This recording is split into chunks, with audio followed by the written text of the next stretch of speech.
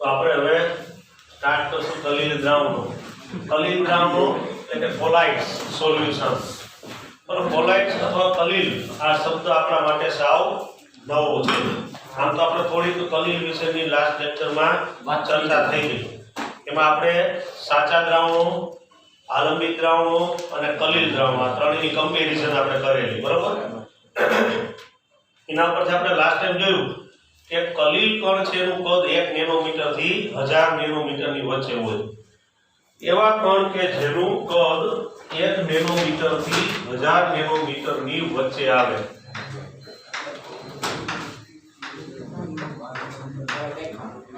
આવા કણોને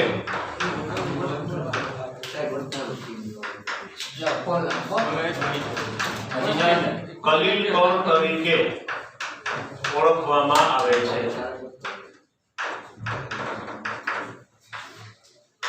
કેટલું કદ છે કલિલ કણોનું?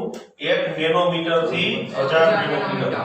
આટલું સૂક્ષ્મ કદ ધરાવે. એનો ક્રાઇટેરિયા જોજો. 1 નેનોમીટર થી શરૂ કરીને 1000 નેનોમીટર. 1 નેનોમીટર થી નાનું કદ હોય તો એ સાચા દ્રાવણના કણ બની જાય, અને જો 1000 નેનોમીટર થી વધારે કદ તો આલંબિત દ્રાવણના કણ બને. પણ કલિલ કણ છે એનું કદ 1 નેનોમીટર થી 1000 નેનોમીટર છે, અને ઘણા વિશેષ પ્રમાણમાં આ દ્રાવણો જોવા મળે. આપણે એમ તો કલિલ વિશેની થોડી વાત થઈ હતી, જોયું કલિલ દ્રાવણો આસપાસ ખૂબ વિશેષ પ્રમાણમાં જોવા મળે. જેમ કે સવારે હમણાં 2-3 દિવસથી ઝાકળ જોવા મળે છે, ધુમ્મસ. તો એનું કારણ તો એ પણ એક પ્રકારનું કલિલ દ્રાવણ છે. આપણે હમણાં ધુમ્મસ કેમ બને એની ચર્ચા કરશું. બીજું, ઘણા બધા ખાદ્ય પદાર્થો કલિલ દ્રાવણ છે. દાખલા તરીકે આઈસ્ક્રીમ, બરોબર? પછી જેલી ચોકલેટ, જેલ ચોકલેટ આવે તો એ પણ કલિલ દ્રાવણ છે. ખાદ્ય પદાર્થો વાત કરીએ તો દૂધ, પછી ચીઝ, માખણ, આ બધા છે એ બધા કલિલ દ્રાવણો છે. ઘણા બધા રસાયણો આસપાસ આવેલા હોય, એવા રસાયણો.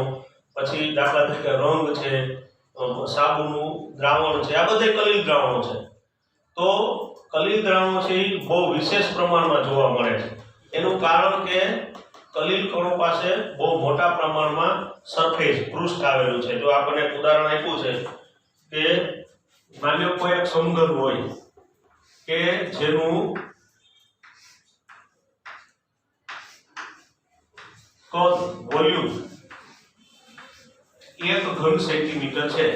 કહેવાનો મતલબ એવો છે કે એની લંબાઈ પણ 1 સેન્ટીમીટર, પહોળાઈ પણ 1 સેન્ટીમીટર અને ઊંચાઈ પણ 1 સેન્ટીમીટર હોય એવા કોઈ ઘનની આપણે કલ્પના કરીએ તો આ જે ઘન છે એ ઘનના ક્ષેત્રફળ વિશે આપણે વાત કરીએ તો આને કેટલી બાજુઓ છે, ફલક કેટલી હોય તો કે 6 હોવાની સમઘન. દાખલા તરીકે આપણો ક્લાસરૂમ છે સમઘન છે તો 4 દિવાલ ને તળિયું ને છત, બરાબર? તો આ 6 કુલ બાજુઓ થઈ.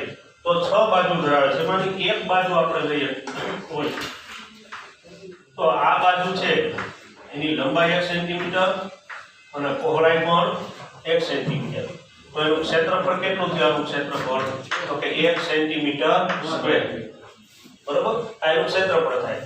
હવે આવી તો 6 બાજુઓ છે તો 1 સેન્ટીમીટર સ્ક્વેર એને ગુણ્યા 6 તો 6 સેન્ટીમીટર સ્ક્વેર ક્ષેત્રફળ થાય. 6 સેન્ટીમીટર સ્ક્વેર ક્ષેત્રફળ થશે. કોનું? આખા સમઘનની વાત કરીએ તો આટલું ક્ષેત્રફળ ધરાવે છે. હવે આપણે શું કરશું તો કે આ જે સમઘન છે એના ટુકડા કરશું, આપણે એને વિભાજિત કરશું, આને વિભાજિત કરશું. આને હું માન્યો કે આ સમઘન છે એના 2 ટુકડા કરું તો કદ નાનું થઈ ગયું સમઘનનું હતું એના કરતા. પછી વળી પાછું એને વિભાજિત કરીશ તો એના કરતા નાનું કદ. એમાં આપણે વિભાજિત કરતા જઈએ તો વધુ ને વધુ નાનું કદ થતું જાય. અને જો આપણે આ સમઘનનું વિભાજન આટલી વાર કરીએ 10⁻12 ટાઈમ તો આમાંથી અસંખ્ય નાના કણો બને, એ આપણે સમજી શકીએ. પણ આ જે નાના કણ છે એનું કદ 1 નેનોમીટર થી 1000 નેનોમીટર થાય. આ 1 સેન્ટીમીટર લંબાઈ કે પહોળાઈ કે ઊંચાઈ ધરાવતો કોઈ સમઘન હોય એનું જો આપણે આટલી વાર વિભાજન કરીએ તો જે કણ મળે છે એનું કદ કેટલું થઈ જાય? 1 નેનોમીટર થી 1000 નેનોમીટર, એટલે કે કલિલ કણમાં ફેરવાઈ જાય. અને હવે આ જે એક કણ આ કંઈક સરફેસ ધરાવે છે એ રીતે બીજો કણ, એવા બધાય કણોનું કુલ આપણે ક્ષેત્રફળ જો માપીએ તો એનું મૂલ્ય મળે છે 60,000 સેન્ટીમીટર સ્ક્વેર અથવા તો 6 મીટર સ્ક્વેર. જોજો કેટલું બધું વિશાળ ક્ષેત્રફળ પ્રાપ્ત થયું ખાલી 1 ઘન સેન્ટીમીટર જેટલો સમઘન. જે દળમાં કઈ ફેરફાર નથી થયો, આપણે વિભાજિત કર્યા છે, દળ નથી બદલાતું, પણ કણો છે નાના કદના પ્રાપ્ત થયા કે કલિલ કણ સ્વરૂપમાં 1 નેનોમીટર 1000 નેનોમીટર એનું કુલ ક્ષેત્રફળ આટલું બધું ઊંચું આવે છે. એટલા માટે કલિલ દ્રાવણો વિશેષ પ્રમાણમાં જોવા મળે એનું કારણ જ આ છે, કારણ કે પૃષ્ઠનું ક્ષેત્રફળ ખૂબ વધારે પ્રમાણમાં છે. આપણને ખબર છે ક્ષેત્રફળ વધારે એમ પ્રક્રિયાઓ ઝડપથી થાય અથવા પ્રક્રિયા વધારે દર્શાવે, એટલા માટે કલિલ છે એ વધારે પ્રમાણમાં જોવા મળે છે. આ ઉપરાંત આપણે દ્રાવણ ક્ષેત્રમાં ભણ્યા કે જેનું પ્રમાણ ઓછું હતું એને આપણે દ્રાવ્ય કીધું, વધારે પ્રમાણ હતું એને દ્રાવક કીધું. આ બંને ભેગા થાય એટલે આપણે એને દ્રાવણ કહીએ છીએ. અહીંયા થોડી પરિભાષા બદલાઈ જશે. કલિલ દ્રાવણમાં જેનું પ્રમાણ ઓછું છે એને આપણે કહેશું પરિક્ષેપિત કલા. શું કહેશું? પરિક્ષેપિત કલા. જે દ્રાવણમાં દ્રાવ્ય જે રોલ ભજવતો એ જાય એવો જ રોલ અહીંયા જેનો છે કલિલ દ્રાવણ, એને શું કહેતું? પરિક્ષેપિત કલા. અને જે કામ દ્રાવકનું હતું એવું કામ અહીંયા જે કરે છે એને કહેવાય પરિક્ષેપણ માધ્યમ, ડિસ્પર્ઝન ફેઝ ડીપી, બરાબર, ટૂંકાક્ષર છે ડીપી, અને પરિક્ષેપણ માધ્યમ ડિસ્પર્ઝન મીડિયમ. આ બંને ભેગા થાય એટલે બને કલિલ દ્રાવણો. તો જરા યાદ રાખવાનું કે દ્રાવ્ય કે દ્રાવક એવો શબ્દ નથી વાપરવાનો, આપણે શું કહેવાનું છે? એને પરિક્ષેપિત કલા અને પરિક્ષેપણ માધ્યમ આવા નામથી ઓળખવામાં આવે. તો કલિલ દ્રાવણમાં ઓછું પ્રમાણ હોય એ પરિક્ષેપિત કલા. આવો બીજો રેફરન્સમાં તમને શબ્દ જોવા મળશે વિક્ષેપણ માધ્યમ, વિક્ષેપિત કલા. એના માટે પરિક્ષેપિત કલાને ક્યાંક આવું પણ કહેવામાં આવશે અને પરિક્ષેપણ માધ્યમને વિક્ષેપણ માધ્યમ એવા નામથી પણ ઓળખવામાં આવે છે. ક્યાંક જૂની રેફરન્સ બુકમાં તમને ક્યાંક જોવા મળે, કારણ કે જૂની ટેક્સ્ટ બુકમાં આ શબ્દ હતો. એટલા માટે કે આ જે પરિક્ષેપણ માધ્યમ છે ને એની અંદર આ પરિક્ષેપિત કલા વિક્ષેપિત થયેલી હોય. વિક્ષેપિત એટલે અસ્તવ્યસ્ત વિખરાયેલી હોય, એટલે જ આ વિસ્માંગ પ્રણાલી થાય. વિસ્માંગમાં આપણને ખબર છે કે દરેક ભાગમાં એકસરખો ગુણધર્મ ન હોય. ભેજનું પ્રમાણ હમણાં તમે વાંચો છો 3-4 દિવસથી ધુમ્મસનું પ્રમાણ વધારે છે, તો બધે ધુમ્મસ નથી, ક્યાંક ધુમ્મસ છે ક્યાંક નથી. શું કરવા? કારણ કે જ્યાં ભેજ વધારે છે ત્યાં ધુમ્મસ જોવા મળે, જ્યાં ભેજ ન હોય ત્યાં ધુમ્મસ જોવા ન મળે. તો હમણાં થોડીક માહિતી પણ આવી હતી કે અમુક જિલ્લામાં કેટલું પ્રમાણ છે ભેજનું. રાજકોટને આપણે મોરબી પંથકમાં લગભગ 85-86% જેવો ભેજ જોવા મળ્યો છેલ્લા 3-4 દિવસમાં. તો એટલે ધુમ્મસ વધી ગયું, કારણ કે ભેજ વધે અને ભેજ ઠંડો પડે અથવા તો ઠંડીને કારણે એનું તાપમાન નીચું જાય એટલે એનું રૂપાંતર પ્રવાહીમાં થઈ જાય અને ઝાકળના નાના બિંદુઓ બની જાય. તો જોઈએ પાણીના નાના કણો બને છે અને એ વિખરાયેલા છે, અમુક જગ્યાએ વધારે છે અમુક જગ્યાએ ઓછા છે, વિક્ષેપિત થયેલા છે અથવા પરિક્ષેપિત થયેલા છે. એટલે એને શું નામ આપ્યું? પરિક્ષેપિત કલા અથવા વિક્ષેપણ કલા. તો તમને આ પૂછી શકાય કલિલ દ્રાવણો કેવી પ્રણાલી છે? વિસ્માંગ પ્રણાલી છે, સમાંગ નથી, બરોબર. અને હવે કલિલનું વર્ગીકરણ. કલિલનું વર્ગીકરણ 3 રીતે થાય છે. પહેલું પરિક્ષેપિત કલા, પરિક્ષેપિત કલા અને પરિક્ષેપણ માધ્યમ ની ભૌતિક અવસ્થાને આધારે.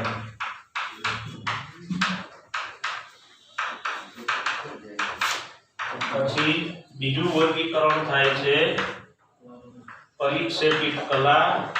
આપણા બધાનો અભ્યાસ કરવાનો છે તે ખાલી ઉલ્લેખ કરી નાખું. અને પરિક્ષેપણ માધ્યમ ની પારસ્પરિક ક્રિયાના સ્વભાવને આધારે. અને ત્રીજું કલિલ કણોના કદને આધારે.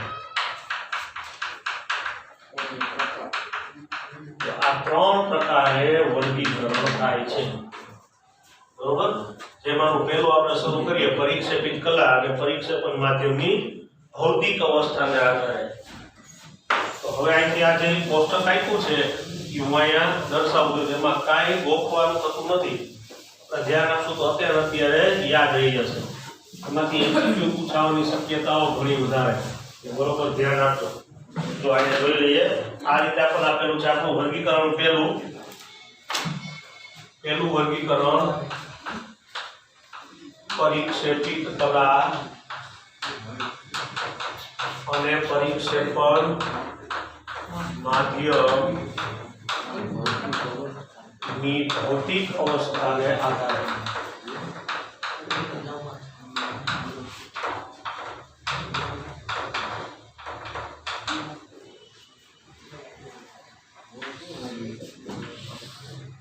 બરોબર હવે એમાં જો આપણે ક્રમ લેતા જઈએ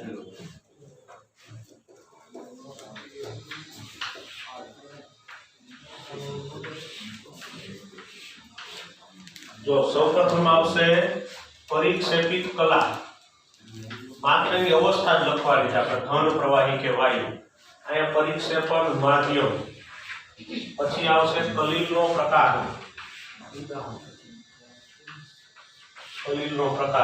અને છેલ્લે આવશે ઉદાહરણ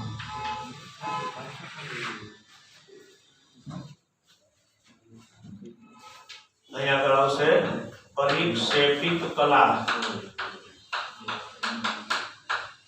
परिक्षेपण माध्यम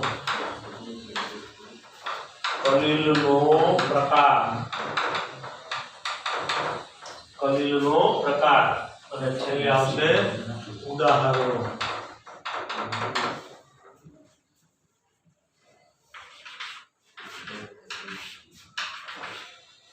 જો હવે અહીંયા દ્રાવણ અને કલિલ દ્રાવણનો મુખ્ય ભેદ છે કે દ્રાવણોમાં તમે દ્રાવણ ચેપ્ટરનો અભ્યાસક્રમમાં જોયું કે દ્રાવક તરીકે પ્રવાહી જતું કા પાણી હોય કે આલ્કોહોલ હોય બેન્ઝીન જેવા કાર્બનિક દ્રાવકો હોય અહીંયા કલિલ દ્રાવણની ખાસિયત એ છે કે એમાં પરિક્ષેપણ માધ્યમ ઘને હોઈ શકે પ્રવાહી હોઈ શકે અને વાયુ હોઈ શકે એટલે કે જેને આપણે દ્રાવક કહેતા હતા એવું જે અહીંયા ભૂમિકા ભજવે છે એ ગમે ભૌતિક અવસ્થામાં હોઈ શકે ઘન પ્રવાહી કે વાયુ તો એના આધારે આપણે વર્ગીકરણ કરશું તો પહેલા આપણે પરિક્ષેપિત કલા લઈ લઈ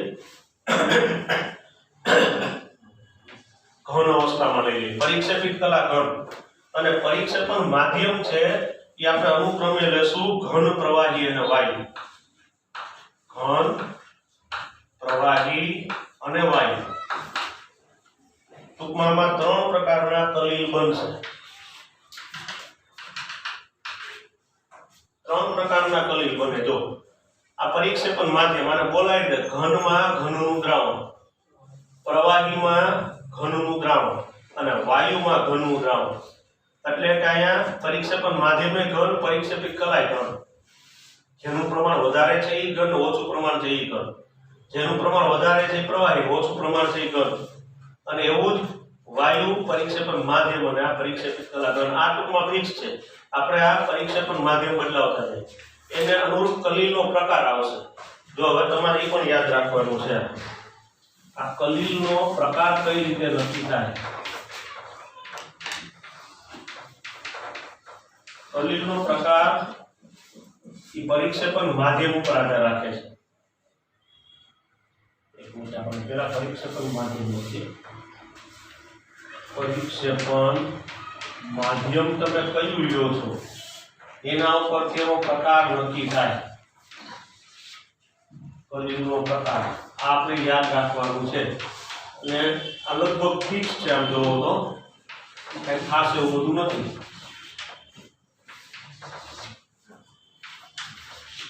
દાખલા તરીકે જો પરિક્ષેપણ માધ્યમ ઘન હોય કેવું હોય ઘન તો કલિલનો પ્રકાર છે ઘન સોલના નામે ઓળખાય છે અહીંયા શબ્દ સોલ વાપરશું દ્રાવણમાં આપણે સોલ્યુશન કહેતા હતા અહીં એને શું કહેશું સોલ્યુશન બદલે એને સોલ એવા નામથી ઓળખવું દ્રાવણો એટલે સોલ્યુશન અને કલિલ દ્રાવણ એટલે સોલ તો અહીંયા પરિક્ષેપણ માધ્યમ ઘન છે એટલે ઘન સોલ પરિક્ષેપણ માધ્યમ જો પ્રવાહી હોય તો ખાલી સોલ બોલાય છે. તો શું કહેવામાં આવે? સોલ, ખાલી સોલ. અને ઘણીવાર એવું લખવામાં આવે પાણીમાં જે હોય પરિક્ષેપણ માધ્યમ તરીકે તો એક્વા સોલ. આપણે અહીંયા તો ખાલી સોલ જ લખશું, પણ ક્યાંક તમને એવું જોવા મળે પાણી હોય તો એક્વા સોલ આવા નામથી ઓળખવામાં આવે. માનો કે પરિક્ષેપણ માધ્યમ આલ્કોહોલ હોય તો આલ્કોસોલ.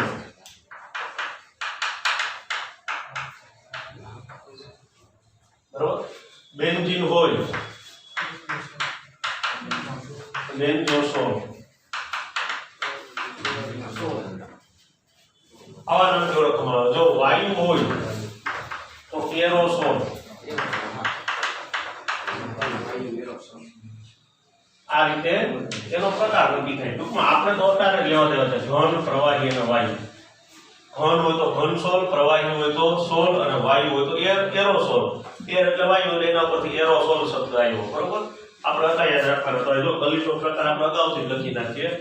ઘન પરિક્ષેપણ માધ્યમ છે તો ઘનસોલ, પ્રવાહી છે તો સોલ અને વાયુ છે તો એરોસોલ. પછી ક્યારેક કોઈ ચોક્કસ નામથી ઓળખવામાં આવતું હોય એ જુદી વાત છે. બરોબર. પણ આવી રીતે ઓળખવામાં આવે. હવે જો આપણે ઉદાહરણો બાકી રહ્યા.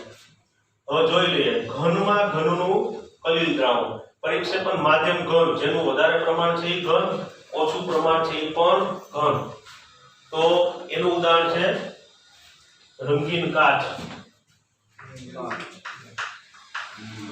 રંગીન કાચ અને જેમસ્ટોન. રંગીન કાચ, જો કાચ છે કલરફુલ રંગીન કાચે આવતા હોય છે તો કાચ ઘન અવસ્થામાં છે. રંગીન શા માટે છે? કારણ કે આપણે એમાં રંગના કણો ઉમેરેલા છે.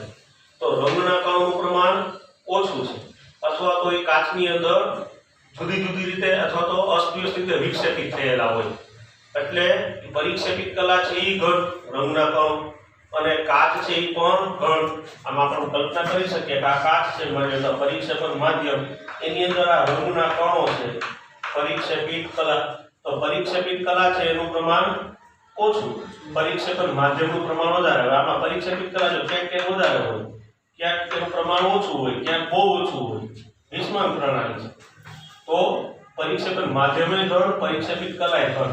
એટલે ઘનમાં ઘનનું કલીલ દ્રાવણ, રંગીન કાચ અને જેમસ્ટોન. એ પણ એના જો જેમસ્ટોન એટલે જે નંગ આવે છે ગ્રહોને શાંત કરવા માટે આપણે વિધિમાં ઉપયોગ કરી. બરોબર. મંગળનો ગ્રહ તો કે લાલ રંગનો હોય, ગુરુનો ગ્રહ લગભગ માન કે પીળા રંગનો હોય. બરોબર. આવો જુદા જુદા રંગ હોય છે. ઈ જે ગ્રહ છે સોરી જેમસ્ટોન એટલે નંગ જે છે ઈ પણ કલીલ દ્રાવણ છે. એટલે આપણે એનો ઉપયોગ ગ્રહોની શાંતિ માટે કરી શકીએ. બાકી તો જે નંગ હોય એનું તો કાંઈ નિવારણ થતું નથી. બરોબર. તો કારણ કે ઘણા નંગ એવા હોય કે નડતા હોય, આ ગ્રહો નડતા હોય એના માટેનો નંગ છે. નંગ નડે એના માટેનું નિવારણ નથી. તો આ જેમસ્ટોન તો એ જે કલરફુલ પથ્થર મળે છે આપણને. તો જોઈ પથ્થર એટલે ઘન અવસ્થા, સોરી ઘન સ્વરૂપ. તો પરિક્ષેપણ માધ્યમ ઘન છે અને એની અંદર રંગના કણો ઉમેરેલા એટલે તે રંગીન છે. તો જેમસ્ટોન એ ઘનમાં ઘનનું કલીલ દ્રાવણ બનશે. કારણ કે પથ્થર ઘન સ્વરૂપમાં પરિક્ષેપણ માધ્યમ, રંગના કણો જેનું પ્રમાણ ઓછું છે એ પણ પરિક્ષેપિત કલા, એ પણ ઘન અવસ્થામાં એટલે ઘનમાં ઘનનું દ્રાવણ. પ્રવાહીમાં ઘન, પરિક્ષેપણ માધ્યમ પ્રવાહી અને એની અંદર આવેલા જે પરિક્ષેપિત કલા છે ઘન. દાખલા તરીકે કોષ દ્રવ્ય. કોષની અંદર આવેલ દ્રવ્ય તો કોષ રસ આપણે જેને કહીએ તો આ છે એ પણ કલીલ દ્રાવણ છે. તો જો કોષમાં પાણીનું પ્રમાણ વધારે હોય, લગભગ માનતે 90% જેવું પાણી હોય કોષમાં, અને એની અંદર ઘણા બધા કણો હોય, પોષક તત્વો હોય, પછી ઉત્સર્જક દ્રવ્ય હોય, પછી એની અંદર કોષની અંદર બીજા ઘણા બધી અંગિકાઓ, કણાભ સૂત્રથી માંડી અને કોષ કે અંદર ઘણા બધા કણ સ્વરૂપના પદાર્થો હોય. તો કણોનું પ્રમાણ ઓછું છે અને પ્રવાહીનું પ્રમાણ વધારે છે. એટલે કોષ દ્રવ્ય પણ શું થાય? કલીલ દ્રાવણ થશે. પણ કેવું? પ્રવાહીમાં ઘનનું કલીલ દ્રાવણ. હજી આપણે લઈ શકીએ રંગ, પેઇન્ટ્સ. આપણે જે રંગનો ઉપયોગ કરીએ છીએ તો રંગ કેવી અવસ્થામાં છે તો કે પ્રવાહી, તો એનું પ્રમાણ વિશેષ છે પ્રવાહીનું, એટલે પરિક્ષેપણ માધ્યમ પ્રવાહી અને એની અંદર રંગના કણો હોય. રંગ છે, રંગનું કલર પાવડર જે છે એનું આપણે એના કોઈ યોગ્ય દ્રાવકમાં એનું કલી દ્રાવણ બનાવેલું છે એટલે રંગ બને. તો રંગના કણોનું પ્રમાણ ઓછું અને પ્રવાહીનું પ્રમાણ વધારે. તો પરિક્ષેપણ માધ્યમ પ્રવાહી, રંગના કણો ઓછા, પરિક્ષેપિત કલા ઘન. તો પ્રવાહીમાં ઘન નું કલી દ્રાવણ એટલે રંગ. પછી વાયુમાં ઘન એરોસોલ. વાયુનું વિશેષપણ, જો જ્યારે વાયુનો પરિક્ષેપણ માધ્યમ હશે ને ત્યારે આપણે વાતાવરણને ધ્યાનમાં લઈને ઉદાહરણ લેવાનું, કારણ કે વાતાવરણમાં વાયુનું પ્રમાણ ખૂબ વધારે છે અને એની સાપેક્ષમાં એમાં જે કાંઈ ઉમેરાય ઘન કે પ્રવાહી એનું પ્રમાણ ઓછું જોવાનું. તો અહીંયા વાયુમાં ઘન, તો વાતાવરણની અંદર ધુમાડો જે ઉત્પન્ન થાય છે, ધુમાડો એટલે ખરેખર તો એમાં કાર્બનના કણ છે, પણ કાર્બનના કણ બહુ સૂક્ષ્મ હોય એટલે આપણને વાયુ હોય એવું લાગે, ખરેખર ધુમાડો વાયુ સ્વરૂપ નથી, બરોબર. કાર્બનના કણોનું બનેલું છે. આપણા વાહનના સાયલેન્સરમાં અથવા તો કાર્બોરેટરમાં સાતો કાર્બનના કણ જામી જાય છે, તો આપણે સર્વિસમાં આપીએ તો કે ભાઈ કાર્બન જામી ગયું, કારણ કે કાર્બન ઘન સ્વરૂપમાં છે. તો જ્યારે લાકડાનું દહન થાય કે કોઈ ઇન્ડસ્ટ્રીની અંદર કોઈ પણ કારણોસર પ્રક્રિયાઓ દ્વારા ધુમાડો ઉત્પન્ન થાય કે વાહનોનો ધુમાડો હોય, આ બધાથી ઘન સ્વરૂપના કણો છે અથવા તો ઘન સ્વરૂપ ધરાવે છે. વાતાવરણમાં ઉમેરાય તો વાયુનું પ્રમાણ વિશેષ છે અને ધુમાડો જે ઉમેરાય છે એનું પ્રમાણ ઓછું. તો વાયુમાં ઘનનું કલિલ દ્રાવણ એટલે ધુમાડો એનું ઉદાહરણ થશે. વાદળી લઈ શકીએ, આ પણ વાયુમાં ઘનનું કલિલ થશે. તો હવે આ એક પ્રકાર પૂરો થયો. હવે આપણે આ ફેરવશો, હવે ઘનને બદલે પ્રવાહી પરિક્ષેપિત કલા લઈએ. પરિક્ષેપિત કલા પ્રવાહી અને પરિક્ષેપણ માધ્યમ જે છે તે ઘન, પ્રવાહી અને વાયુ. એટલે હવે ઘનમાં પ્રવાહી, પ્રવાહીમાં પ્રવાહી, વાયુમાં પ્રવાહી, એ રીતનું કલિલ બનશે. હવે આ ઘન આવ્યું, ઘનમાં પ્રવાહી, આમ તો આપણે એને ઘન સોલ કહીશું, પણ એને ચોક્કસ નામથી પણ ઓળખવામાં આવે છે, જેલ. કારણ કે આ જેલ પ્રકારના પદાર્થો છે, તો આપણે જેને જેલી કહીએ છીએ, ઈજા, એમાં ઘનનું પ્રમાણ વધારે હોય. તો આપણે જેલ ચોકલેટ છે તો એની અંદર જો એ ઘન પદાર્થ વધારે, એની અંદર થોડું પ્રવાહી પણ છે. ખાસ કરીને ઉદાહરણ આપણે જોઈએ જેલનું, તો સૌથી જાણીતું ઉદાહરણ કહી શકાય ચીઝ, તો માખણ. માખણ ઉપરથી બધું ખ્યાલ આવશે. માખણ તમને એના પછીના ઉદાહરણ મેં કીધું, પ્રવાહીમાં પ્રવાહી, એમાં ના આવે, બરાબર. માખણ છે એ પ્રવાહીમાં પ્રવાહીનું કલિલ દ્રાવણ નથી. માખણ છે એ ઘનમાં પ્રવાહીનું કલિલ દ્રાવણ છે. ઘનનું પ્રમાણ વધારે, પ્રવાહીનું પ્રમાણ ઓછું. તો માખણ છે ઘન સ્વરૂપમાં છે, ફેટ જ છે એક પ્રકારની, બરોબર. માખણને આપણે કાપડમાં બાંધીએ ને પછી આમ એને જો નીચોવીએ તો માખણમાંથી પાણી બહાર આવે છે કે નહીં, એનું કારણ કે પાણીમાં પરિક્ષેપિત કલા તરીકે આવેલું હતું. ફેટનું પ્રમાણ વધારે છે, એ પરિક્ષેપણ માધ્યમ, ફેટ અહીંયા ઘન સ્વરૂપમાં છે, તો ઘનનું પ્રમાણ વધારે, પ્રવાહીનું પ્રમાણ ઓછું.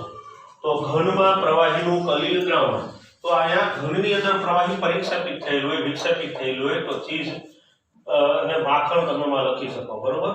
પ્રવાહીમાં પ્રવાહી, આમ તો પ્રવાહી આવેલા આપણે સોલ લખીએ છીએ, પણ પ્રવાહીમાં પ્રવાહીનું કલિલ બને ને ત્યારે એને ચોક્કસ નામથી ઓળખવામાં, બહુ કોમન નામ છે, સાંભળ્યું હોય, ઇમલ્સન કહેવામાં આવે. ઘણી જગ્યાએ નામ સાંભળ્યું હોય, અથવા એને પાયસ પણ કહી શકાય, ઇમલ્સન અથવા તો પાયસ.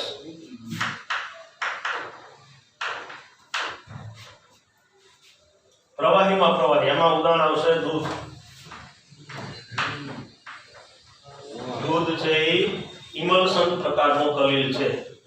કઈ રીતે? જો દૂધ છે પ્રવાહી અવસ્થા, મતલબ કે પાણીનું પ્રમાણ વિશેષ છે, પ્રવાહીનું પ્રમાણ વિશેષ છે, પરિક્ષેપણ માધ્યમ, એની અંદર ચરબી છે એ તેલ સ્વરૂપે, તેલી સ્વરૂપે પ્રવાહી અવસ્થામાં હોય. આપણે તો સિક્કિમમાં જે દૂધનો ઉપયોગ કરતા આપણે જોવા ન મળે કે ગામને કે ઘરના દૂધણા હોય તો એ દૂધમાં તમે જો તો એની સપાટી પર તમને આમ તેલના નાના નાના કણ હોય એવું દેખાય. એ ચરબી છે, ફેટ છે, પણ એ કઈ અવસ્થામાં છે? પ્રવાહી. નાના નાના કણો વિક્ષેપિત થયેલા છે. પ્રવાહીનું પ્રમાણ વિશેષ, પરિક્ષેપણ માધ્યમ, તેલના કણો વિખરાયેલા હોય એમાં, પરિક્ષેપિત કલા. પછી આપણે દૂધને ગરમ કરીએ તો એની મલાઈ બને, એટલે એ જે ફેટ છે એ શેમાં ફેરવાઈ જાય છે? મલાઈમાં. તો એનું કારણ એ છે કે એમાં એ ફેટ છે એ પ્રવાહી અવસ્થામાં હતી એટલા માટે. તો પ્રવાહીમાં પ્રવાહી ઇમલ્શન એટલે દૂધ એનું ઉદાહરણ થશે. આ તમારે ખાસ યાદ રાખવાનું છે. અને હેર ક્રીમ પણ આવી શકે એમાં. પછી વાયુમાં પ્રવાહી જેને કહેવામાં આવે છે એરોસોલ. વિચાર કરો, વાયુનું પ્રમાણ વધારે અને પ્રવાહીનું પ્રમાણ ઓછું. હમણાં આપણે ઉદાહરણ લીધું એ ધુમ્મસ આવે, આપણે સમજી લઈએ. ધુમ્મસ પણ આવે, આપણે તમે 11મા ધોરણમાં જોઈ ગયા. અને જંતુનાશક સ્પ્રે એ પણ આમાં આવશે. જો ધુમ્મસ ક્યારે બને, હમણાં આપણે વાત થઈ કે ભેજ ઠંડો પડે એટલે ધુમ્મસ બને. તો ભેજનું પ્રમાણ ઓછું છે અથવા પરીક્ષેપિત કલા વિખરાયેલા છે, ક્યાંક ભેજ છે ક્યાંક નથી. વિસ્માન પ્રણાલી બનાવે વાતાવરણની અંદર. વાયુ છે અથવા વાતાવરણ છે પરીક્ષેપણ માધ્યમ અને ભેજ છે પરીક્ષેપિત કલા. પણ ભેજ છે અહીંયા પ્રવાહી અસરવાળા નાના નાના કણો બને છે પાણીના. ભેજ ઠંડો પડે એટલે પ્રવાહી રૂપમાં ફેરવાય. જે આપણે વધારે આપણે વાહન લઈને આવતા હોય તો આપણું માસ્ક જે કાંઈ કપડાં એ થોડા ઘણા ભીના થઈ જાય છે, કારણ કે નાના નાના પાણીના બિંદુઓ છે અથવા તો વાહનો ઉપર નાના નાના ઝાકળના બિંદુઓ, પાણીના બિંદુઓ એ જમા થાય છે. તેનું કારણ કે એ નાના નાના પાણીના કણો છે જે વાતાવરણમાં ઉમેરાયેલા હતા. તો પરીક્ષેપણ માધ્યમ વાયુ છે અને પ્રવાહી છે પરીક્ષેપિત કલા છે. તો એ ધૂમ્રધુમ્મસ અથવા જંતુનાશક સ્પ્રે, આપણે કોઈ દવા જંતુનાશક છાંટીએ તો એ પ્રવાહીથી સ્પ્રે સ્વરૂપે જાય છે, એટલે કે એના પ્રવાહીના નાના નાના કણ છે વાતાવરણમાં ઉમેરાય છે. તો ત્યાં પણ પરીક્ષેપણ માધ્યમ વાયુ છે, પરીક્ષેપિત કલા પ્રવાહી છે. અને હવે છેલ્લું આપણે જોઈ લઈએ તો વાયુ, પરીક્ષેપિત કલા વાયુ. પણ આમાં ખાસ ધ્યાન રાખવાનું છે કે આમાં પરીક્ષેપણ માધ્યમ ઘન અથવા તો પ્રવાહી હશે. વાયુનું કલીલ ન બને. શા માટે? કારણ કે વાયુ એકબીજામાં મિશ્ર થઈ જવાનો ગુણધર્મ ધરાવે.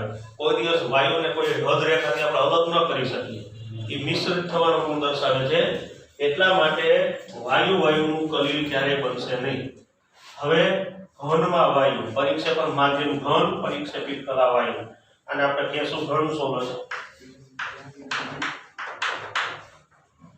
તો અહીંયા થોડાક આ ઉદાહરણ બે તમારા માટે નવા છે. પ્યુમિસ્ટોન અને ફોમ રબર.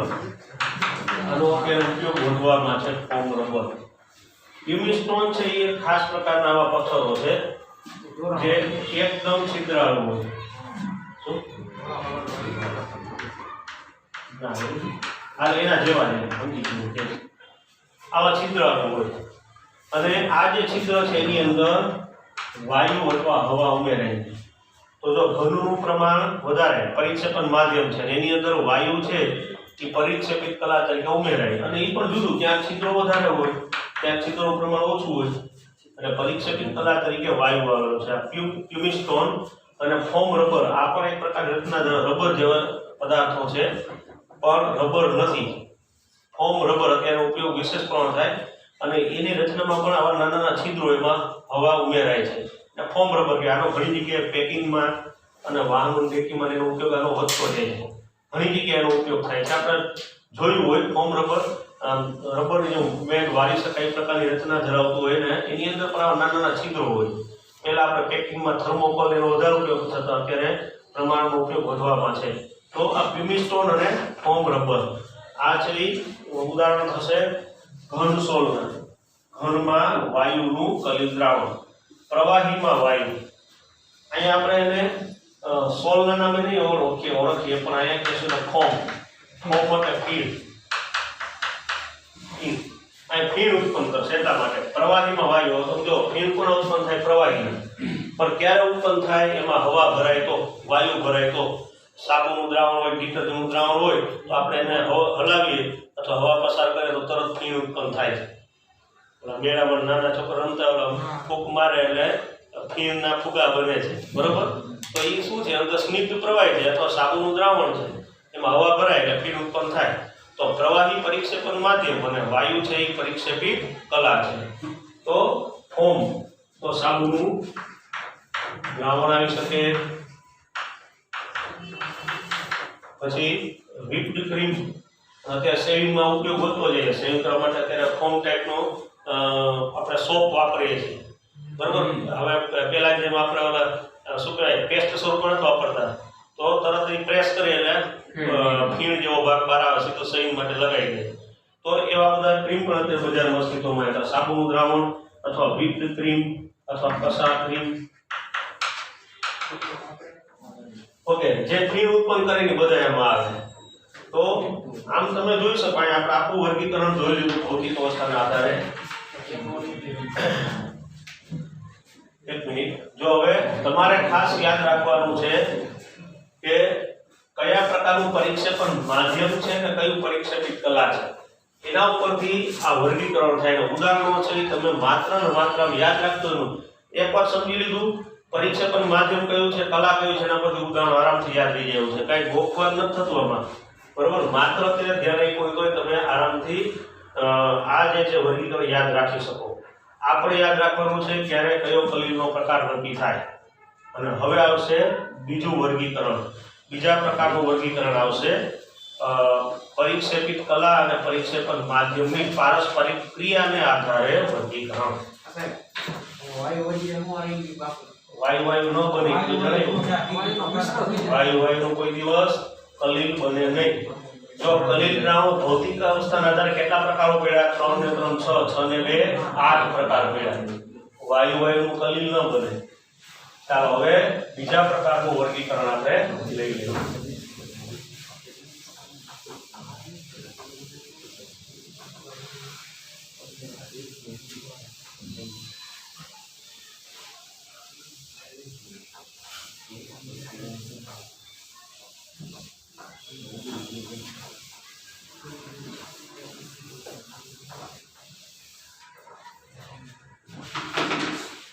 હવે બીજો પ્રકાર પરીક્ષેપિત કલા અને પરીક્ષેપણ માધ્યમ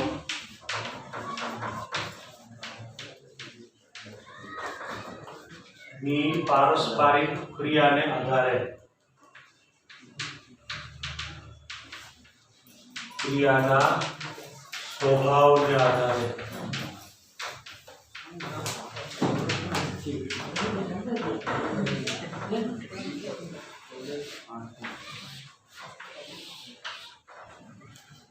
આ બીજા પ્રકારનું વર્ગીકરણ, બરોબર. હવે અહીંયા આગળ આપણે આ બંને જે પરીક્ષેપિત કલા છે અને પરીક્ષેપણ માધ્યમ છે એના પારસ્પરિક ક્રિયાના સ્વભાવ એટલે આકર્ષણ અને અપાકર્ષણ ઉપરથી પ્રકારો પાડવામાં આવે છે. બે પ્રકારો પડે છે. એક પ્રકાર છે દ્રવ અનુરાગી. આના માટે શબ્દ વપરાય છે લાયોફિલિક. શું શબ્દ વપરાય છે? લાયોફિલિક. એક આ પ્રકાર છે, હમણાં આપણે એની ચર્ચા કરી, બરોબર. અને બીજો પ્રકાર છે દ્રવ વિરાગી, જેને કહેવાય લાયોફોબિક. જેને કહેવામાં આવે લાયોફોબિક. આવા બે પ્રકારો પડશે. હવે આ દ્રવ અનુરાગી એટલે શું? તો અનુરાગ એટલે શું થાય? આકર્ષણ. અહીંયા પર પરીક્ષેપિત કલા અને પરીક્ષેપણ માધ્યમ બંનેને એકબીજા સાથે આકર્ષણ છે અને એટલા માટે એને આપણે દ્રવ અનુરાગી કીધું.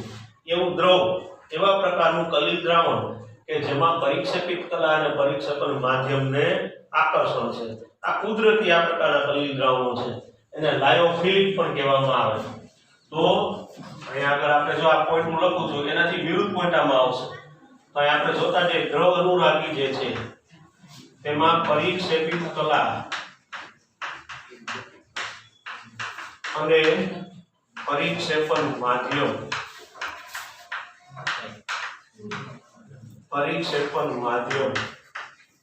વચ્ચે આકર્ષણ હોય છે.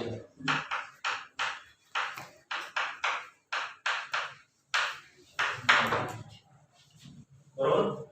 આ કુદરતી આકર્ષણ છે. આપણે એના ઉદાહરણ લઈને હમણાં ચર્ચા કરી, પણ આ પરીક્ષેપિત કલા અને પરીક્ષેપણ માધ્યમ વચ્ચે અહીંયા આગળ આકર્ષણ છે.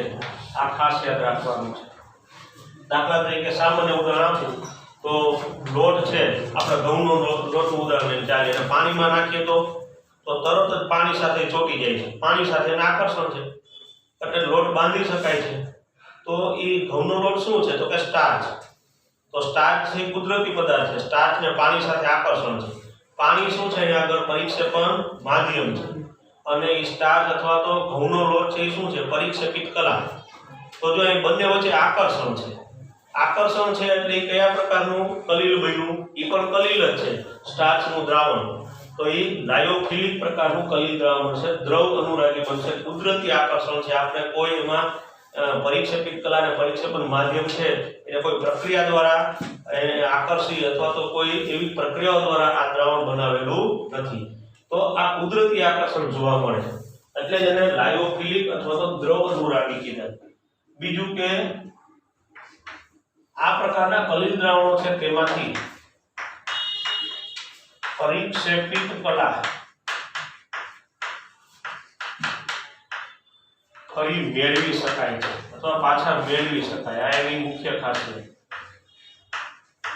જો આપણે આ લોટનું દ્રાવણ બનાવ્યું બરોબર તો તરત જ લોટ અથવા તો સ્ટાર્ચ અને પાણી છે આકર્ષાય કલીલ દ્રાવણ બનાવ્યું. હવે આપણે એ લોટને સૂકવી દઈએ તો અથવા તો એને થોડો સમય આપણે એને સૂર્યપ્રકાશમાં રાખી દઈએ તો પાણીનું બાષ્પીભવન થઈ જશે એટલે પરિક્ષેપણ માધ્યમનું બાષ્પીભવન થઈ ગયું તો આપણને લોટ પાછો મળશે, સ્ટાર્ચ પાછું મળે એટલે પરિક્ષેપિત કલા પાછી મળે છે. અને એ જે આપણને લોટ મળે અને પાછા પાણીમાં નાખીએ તો ફરી પાછું એનું દ્રાવણ બનશે એટલે કે ફરી પાછી પાણી સાથે આકર્ષાઈને કલીલ દ્રાવણ બનાવશે. એટલે આ એવા પ્રકારના આ કલીલ છે કે એમાં પરિક્ષેપિત કલા પાછી મેળવી શકાય અને ફરી એને પરિક્ષેપણ માધ્યમમાં ઉમેરો તો પાછું એનું કલીલ દ્રાવણ બને એટલે કે વારંવાર એનું દ્રાવણ બનાવી શકાય. એટલે ટૂંકમાં કહીએ તો એવું કહી શકાય કે પ્રતિવર્તી છે એવું કહી શકાય અથવા તો પરિવર્તનીય સોલ છે એવો પણ શબ્દ વાપરવામાં આવે. વારંવાર એનો ઉપયોગમાં લઈ શકાય છે. તો પરિક્ષેપિત કલા પાછી મેળવી શકાય. ઉપરાંત બીજું શું લખી શકીએ આપણે કે આ પાછી મેળવેલ પરિક્ષેપિત કલા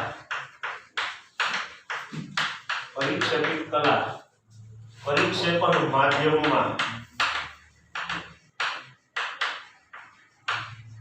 ફરીથી કલીલ દ્રાવણ બનાવે છે.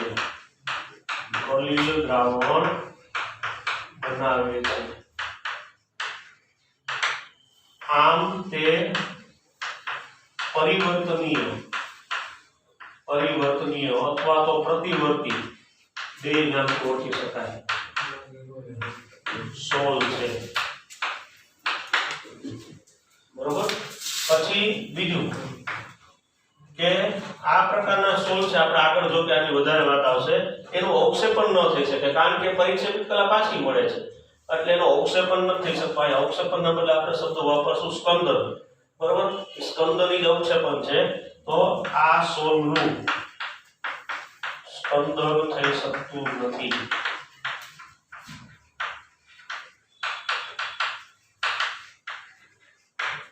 બીજું કે આ પ્રકારના જે કલીલ કણ છે એ વીજભારિત હોતા નથી.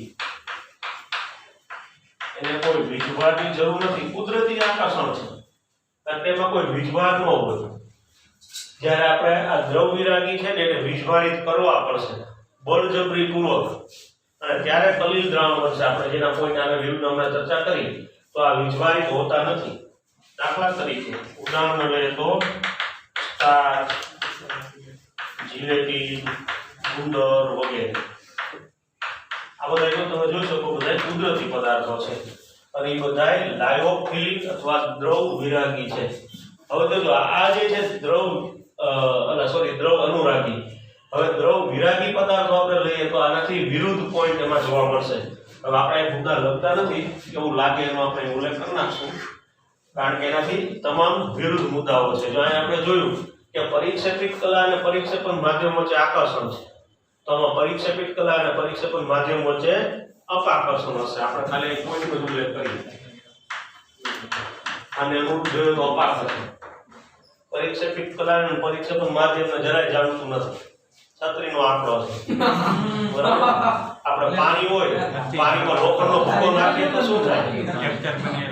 પાણીમાં લોખંડનો ભૂકો ઉમેરીએ તો શું થાય? તો કે એ ભૂકો છે તળિયે બેસી જશે કારણ કે એને પાણી સાથે આકર્ષણ નથી. તમે લેબમાં જાઓ છો તો તમે જોયું સલ્ફર પાણીમાં અદ્રાવે છે, હું સલ્ફરનો પાવડર ઉમેરું પાણીમાં તો તળિયે બેસી જશે. ગોલ્ડ અથવા તો ગોલ્ડનો ભૂકો આપણે સોનાનો ભૂકો ઉમેરે પાણીમાં તો તળિયે બેસી જશે. એને પરિક્ષેપણ માધ્યમ સાથે આકર્ષણ નથી, અપાકર્ષણ છે. એટલા માટે એને દ્રવ વિરાગી બરોબર અથવા લાયોફોબિક, આ શબ્દ એવો ફોબિયા પરથી, ફોબિયા એટલે ભય બરોબર, એના પરથી ફોબિક શબ્દ આવ્યો. તો આપણને જેનો ભય હોય એનાથી આપણે દૂર રહીએ. કોઈ ઊંચાઈનો ભય હોય તો ઊંચાઈથી દૂર રહે, પાણીનો ભય હોય તો પાણીથી દૂર. અપાકર્ષણ છે એની સામે એક પ્રકારનું ઊંચાઈનો ફોબિયા. હા, તો એ આ ફોબિયા અથવા તો અપાકર્ષણ, એના પરથી આ શબ્દ આવ્યો ફોબિક, લાયોફોબિક. દ્રવ વિરાગી, જેને દ્રવ એવું દ્રવ કે જેમાં પરિક્ષેપિત કલા અને પરિક્ષેપણ માધ્યમ છે અને અપાકર્ષણ છે. પછી આગળ જોઈએ આપણે દ્રવ અનુરાગી છે, એમાં પરિક્ષેપિત કલા પાછું મેળવી શકાય છે, ફરી પાછા મેળવી શકાય છે. જ્યારે દ્રવ અનુરાગ, દ્રવ વિરાગી જે છે એમાં પરિક્ષેપિત કલા પાછળ મેળવી શકાતા નથી, મેળવી શકાતા નથી બરોબર. અને જો એને આપણે પાછા મેળવવા માની લ્યો તો એને પરિક્ષેપણ માધ્યમમાં ઉમેરો તો પાછું કલિલ દ્રાવણ બનતું નથી. એટલે કે આ અપરિવર્તનીય સોળ છે, અપરિવર્તનીય અથવા તો અપ્રતિવર્તી સોળ છે બરોબર. પાછા મેળવ્યા પછી ફરી પાછું દ્રાવણ ન બને. શા માટે? કારણ કે આ પ્રકારના જે કલિલ દ્રાવણ છે એમાં આપણે પરિક્ષેપિત કલા અને પરિક્ષેપણ માધ્યમ વચ્ચે આકર્ષણ નથી, બરાબર, અપાકર્ષણ છે. એટલે આપણે બળજબરીપૂર્વક આ કલિલ દ્રાવણ બનાવશું, ખાસ પદ્ધતિઓ દ્વારા જ બનશે, એ સિવાય નહીં બને. એટલા માટે એકવાર આપણે માની લો કે એકવાર આપણે કલિલ દ્રાવણ બનાવી દીધું તો એ કોઈ પદ્ધતિથી બનાવ્યું છે, બળજબરીપૂર્વક બનાવેલું છે, એવો શબ્દ આપણે તે ખોટું નથી. હવે એમાંથી પરિક્ષેપિત કલા પાછી મળે તો ફરી પાછું એનું પરિક્ષેપણ માધ્યમમાં આકર્ષણ ઉત્પન્ન કરીને કલિલ દ્રાવણ બનાવી શકાય નહીં, તો સમજી શકાય એવું છે. એટલે અપરિવર્તનીય સોળ છે અથવા તો અપ્રતિવર્તી સોળ છે. બીજું કે આનું સ્પંદન થઈ શકે છે, આના આપણે અક્ષેપણ કરશો અલગ થઈ જશે તો આનું સ્પંદન થઈ શકે છે. સ્પંદન એટલા માટે થઈ શકે છે કારણ કે આમાં પરિક્ષેપિત કલા છે એ વીજભારિત હોય છે. પરિક્ષેપિત કલા છે કાં તો ધનભારિત હશે અને કાં તો ઋણભારિત હશે, અને એટલે જ આપણે એનું કલિલ બનાવી શકશું. એનું કલિલ એટલા માટે બનાવી શકશું કારણ કે એને આપણે વીજભારિત કરશું ઇલેક્ટ્રોલાઇટ દ્વારા. એટલે વીજભારિત થશે એટલે એનું કલિલ દ્રાવણ બનશે. એટલે વીજભારિત છે, જે વીજભારિત હોય એનો અવક્ષેપ મળે, એનું સ્કંદન થાય. એટલે આનું સ્કંદન થઈ શકે છે કારણ કે વીજભારિત છે. ઉદાહરણમાં લઈએ તો આપણે આગળ જતા જોશું સલ્ફર સોળ, હજી બીજા ઘણા આવશે. તે ઉદાહરણ પૂરતા આપણે આ બે લખીએ અને ગોલ્ડ સોળ એ છે લાયોફોબિક અથવા તો દ્રવ વિરાગી પ્રકારના સોળ છે અથવા તો કલિલ દ્રાવણ છે. તો તમને તફાવત પૂછી શકાય, દ્રવ અનુરાગી અને દ્રવ વિરાગી એવો તફાવત પૂછી શકાય. પણ એક ટોપિક આપણે સમજી લઈએ બરોબર, તો બીજો એમાં વિરોધાભાસ છે. તો અહીંયા આપણું બીજા પ્રકારનું વર્ગીકરણ પૂરું થઈ ગયું. ત્રીજું આવે છે કલિલ કણના આધારે વર્ગીકરણ. એનો અભ્યાસ આપણે નેક્સ્ટ લેક્ચરમાં કરશું.